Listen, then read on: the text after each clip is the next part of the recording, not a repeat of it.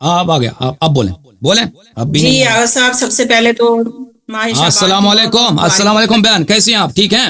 جی الحمدللہ بالکل ٹھیک۔ الحمدللہ، بولیں۔ آغا صاحب، سب سے پہلے شعبان کے مہینے کی بہت بہت مبارک ہو۔ تھینک یو سسٹر، اللہ تعالیٰ آپ کو جزائے خیر دے، اللہ تعالیٰ آپ کو عزت دے۔ جی جزاک اللہ۔ آغا صاحب، بڑا چھوٹا سا مختصر سا سوال ہے میرا کہ دور جی غیبت میں کون کون سے اعمال جو ساقط ہیں امام کی غیر موجودگی میں، یعنی جیسا کہ نماز جمعہ ہے، نماز عیدین ہے، اس کے علاوہ جہاد ہے، تو خاص طور پہ میں نماز جمعہ کے بارے میں جاننا چاہتی ہوں۔ تو نماز جمعہ کے متعلق دیکھیں، اس میں اس طرح مسئلہ کو میں اس طرح شارٹ آنسر نہیں دے سکتا آپ کو، آپ انتظار کریں، کبھی میں اس پہ لیکچر دوں گا تو اس میں واضح ہو جائے گا، ٹھیک ہے نا؟ اس میں ہم شارٹ آنسر نہیں دے سکتے، تو انشاءاللہ تبارک و تعالی اس میں احادیث، کئی ایک احادیث ہیں، بعض میں اختیار ہونے کی دلیل ہے، بعض میں اختیار ہونے کی دلیل نہیں ہے، تو انشاءاللہ تبارک و تعالی آپ انتظار کریں تاکہ ہم وہ سب آپ کی خدمت میں پیش کریں اور بتائیں کہ اس کا راہ حل کیا ہے۔ کیونکہ اس میں کچھ علماء جو ہیں وہ کہتے ہیں یہ واجب تاخیری ہے، کچھ واجب عینی کہتے ہیں، تو اس لیے اس پہ کافی تو میں آپ زیادہ عرض کیا نا کہ ابھی میں نہیں کہتا کہ کون صحیح کہہ رہا ہے کون غلط کہہ رہا ہے، تو میں وہ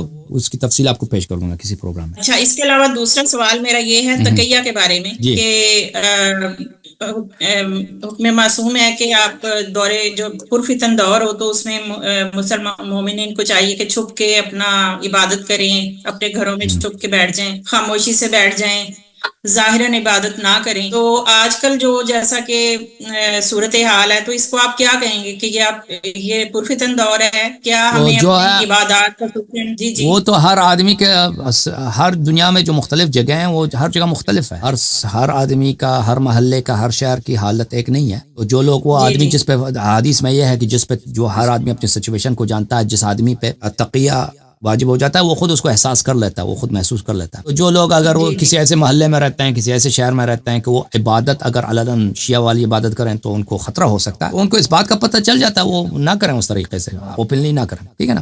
لیکن ہر جگہ یہ تو نہیں ہے، بہت ساری جگہ ہیں دنیا میں کہ آپ ادھر جا کے نماز پڑھیں، اس کو کوئی کچھ آپ کچھ منع ہی نہیں، کوئی کسی کو پرواہ ہی نہیں۔ مثلا آپ کے اسلام آباد میں شیعہ مسجد ہے، ادھر جا کے اگر آپ نماز پڑھیں ہاتھ کھول کے، کوئی آپ جی کو نہیں پوچھتا نا۔ لیکن ایسے جگہ بھی ہیں، مثلا پشاور میں شاید ایسے محلے ہوں گے، یا جو لوگ صوبہ سرحد میں رہتے ہیں نا، ایسے جگہ ہیں وہاں پر اگر آپ جا کے ادھر جی، کارا کھلم کھلا، چنار اور اس سائڈ کے ہاں علاقوں میں بہت زیادہ حالات ہاں خراب ہیں۔ وہ پارا چنار تو اندر ادھر تو سب شیعہ ہیں، لیکن ایسے علاقے ہیں جہاں پر اگر آپ جائیں ادھر ان کو پتہ چل جائے کہ آپ شیعہ ہیں تو وہ آپ کو تنگ کریں گے، ماریں گے، شاید قتل بھی کر دیں۔ خصوصاً مجالس کے بارے میں تھا کہ یہ جو مجالس اوپن کرتے ہیں یا جلوس، جیسے پاکستان انڈیا میں یہ ہے جلوس کا کہ محرم کے جلوس نکلتے ہیں باقاعدہ، تو کیا یہ ائمہ معصومین سے اس کی کوئی روایت یا کوئی ایسی ملتا ہے سند کے اس طریقے سے جلوس وغیرہ یا دیکھیں مجالس ائمہ کا طاہرین علیہ انعقاد السلام کرتے نے ہیں؟ فرمایا کہ تم عزاداری کرو اور عزاداری کا اظہار کرو، ٹھیک ہے نا؟ اور یہ اس کا ضروری نہیں ہے کہ آپ جلوس نکالیں، لیکن اگر جلوس نکالنے سے منع بھی نہیں، لیکن اگر ایسا کسٹم بن گیا ہے کہ یہ شیعوں کی علامت ہے، شیعہ ایسا کرتے ہیں، اس سے شاعر کی اور مذہب کی تقویت ہوتی ہے، عزاداری اسی طریقے سے شیعوں نے کرتا رہا ہے اور وہ اسی طریقے سے کرنا چاہتے ہیں، یہ کوئی منع نہیں ہے۔ بہرحال عزاداری کا اظہار کرنا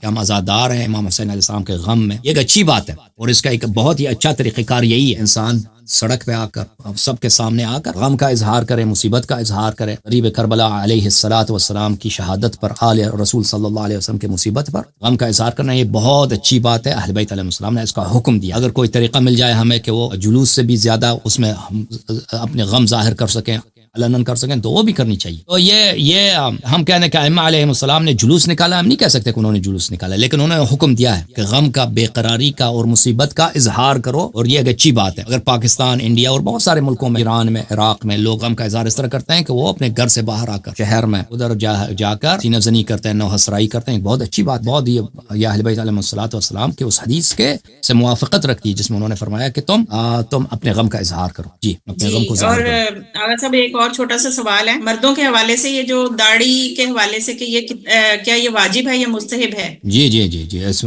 اس میں کئی احادیث ہیں، داڑھی کو چھوڑنا چاہیے اور اس کو مونڈنا اس کی سخت مذمت ہے، حرمت ہے۔ یعنی داڑھی کے اگر کسی کی داڑھی نہیں ہے تو کیا اس کی نماز ہو وہ جاتی نہیں ہے تو نہیں ہے، اگر اللہ نے داڑھی نہیں دیا تو وہ اس کی داڑھی نہیں ہے، بس ختم، کوئی تکلیف ہی نہیں ہے۔ اگر مثلا آدمی کا ہاتھ نہیں ہے لیکن اگر تو کسی کی وضو میں ہے کیا آپ وہ کرے گا؟ شیو کرتے ہیں، دیکھیں وضو میں ہاتھ دھونا واجب ہے، اگر ہاتھ ہی نہیں ہے وہی وہ ہاتھ نہیں دھونا واجب ہے، ٹھیک ہے نا؟ اگر کسی کی داڑھی اللہ نے نہیں دی، اس کے چہرے پہ بال کم ہے یا نہیں ہے، اس کو کوئی گرفت، اس کو کوئی مذمت نہیں ہے، وہ اللہ کا کام۔ اگر کسی کو اللہ نے داڑھی دی ہے تو وہ اس کو شیو کرنے سے منع ہے، ٹھیک ہے نا، حدیث روایات میں اس میں پورا باب ہے، کتاب وسائل الشیعہ میں ایک باب ہے اور کتاب مستدرک میں بھی ایک باب ہے داڑھی کے متعلق. جی مزید یعنی کچھ کہ بولیں؟ اگر کوئی کسی نے شیو کیا اور وہ نماز پڑھنا چاہتا ہے اور وضو کرنا چاہتا ہے تو کیا اس کا وضو ہو جاتا ہے؟ ہاں وضو ہو جاتا ہے، میں وضو کا اس شرط کی نہیں بات نہیں کر رہی جن کی داڑھی ہاں ہے ہاں ہی نہیں ہے، لیکن جو شیو کرتے ہیں ان کے بارے میں سوال کر رہی ہوں. نہیں نماز وضو صحیح ہے، بس اس کا یہ کام غلط ہے نا. مثلا کوئی داڑھی اگر مونڈتا ہے وہ اس کی اپنی گناہ ہے، لیکن اس کا نماز پڑھ لیتا ہے تو نماز اس کی صحیح ہے. اس کا آپس میں کوئی نہیں ہے، تعلق نہیں ہے. داڑھی نہیں ہے تو نماز ہی نہیں. ٹھیک ہے نا. ہاں صحیح ہے. تو نماز جمعہ کا میرا خاص سوال اور تھا آج کے لیے، تو میں نے وہ جواب دے دیا آپ انتظار کو، وہ رہے میں نے گا آپ کو آپ کا.